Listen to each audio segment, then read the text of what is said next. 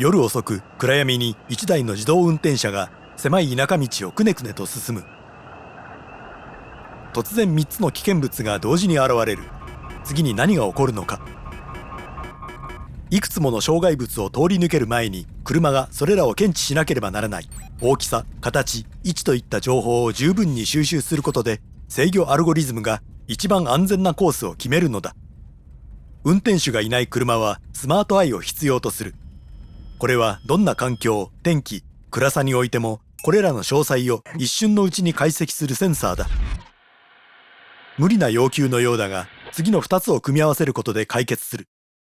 ライダーというレーザーを用いた特殊な検知器とインターネット通信に用いられている集積フォトニクスという通信技術のミニチュア版だ。ライダーを理解するには関連技術であるレーダーから始めると良い。航空技術ではレーダーアンテナが飛行機に向けて電波かマイクロ波のパルスを出す。ビームが跳ね返り戻ってくるまでの時間で場所を特定する。しかし視覚が限られていて、太いビームでは対象物の細部の見分けがつかない。一方、自動運転車のライダーは光による検知と即興を意味し、細く絞り込んだ目に見えない赤外線を使っている。歩行者のシャツのボタンほどの小さなものを通りの向かい側から検知できる。しかし対象物の形や奥行きをどのように検知するのか。ライダーは奥行き解析のために長短パルスレーザーを次々と発する。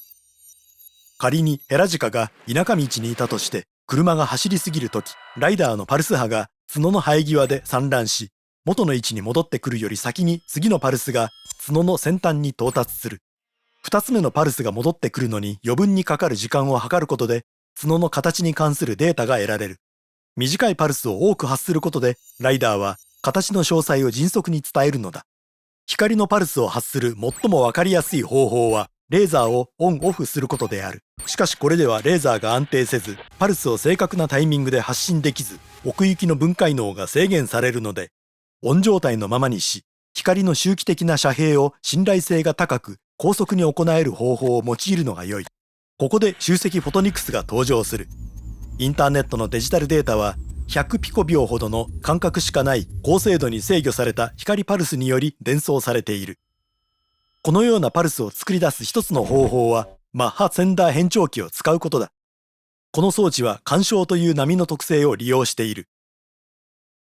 池に小石を落としたとしよう。波が広がり互いに重なり合うと模様が作り出される。ある箇所では波の山が重なりとても大きくなるし、完全に打ち消し合う箇所もある。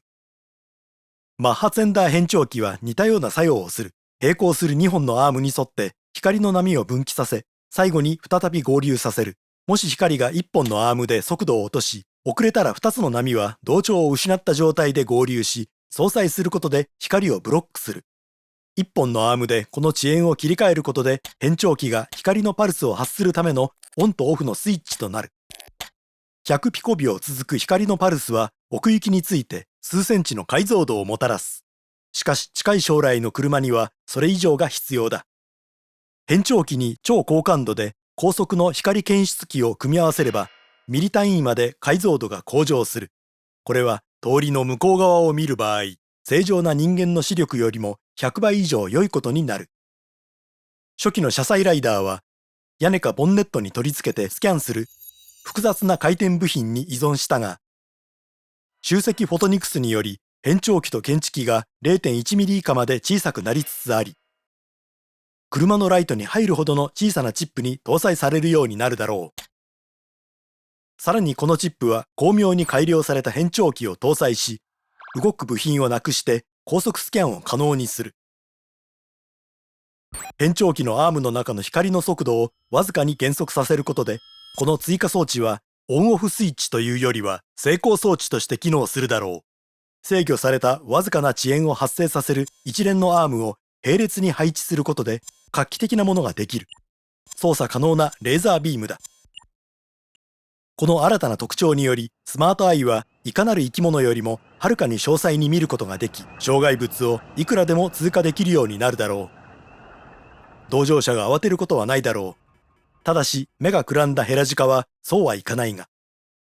学びを続けたいですか？これらの動画を視聴してください。知ってると思っていたことの新しい見方や知らなかったことに出会えます。登録して好奇心を持ち続けましょう。